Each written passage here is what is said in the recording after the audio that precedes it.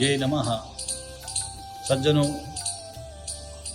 આપણા ભારત વર્ષની અંદર આપણા ધર્મનું, સનાતની સંસ્કૃતિનું મૂળ જે ગૌ માતા છે, જેની અંદર બધા દેવતાઓનો વાસ છે, અને ગૌ માતાના સન્માન માટે આપણા સંતોએ ખૂબ સુંદર વિચાર કર્યો કે 27 એપ્રિલ 2026ના દિવસે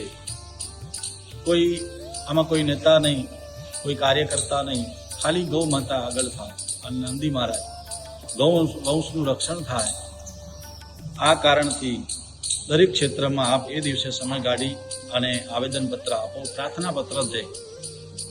કારણ કે અત્યારના યુગ પ્રમાણે સંતો, નેતાઓ બધી રીતના આ અભિયાનમાં તૈયાર છે, તો આપણે બસ ખાલી એક કામ કરવાનું, એ દિવસે પ્રાર્થના પત્ર આપીએ. જય ગૌ માતા, જય ગોપાલ.